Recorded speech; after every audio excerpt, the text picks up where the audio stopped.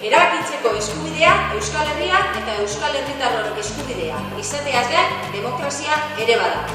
Horregatik, gure esku dago ekimenarekin bat egingo dugu datorren igandean. Zatozu ere. Burujabetza prozesua aurrera eraman nahi badugu, ezinbestekoa da gizartearen babesa. Horregatik, nik ere gure esku dagoen katean parte hartuko dut. Guztion artean bizi dugun momentu historikoari bultzada eman aldiogu.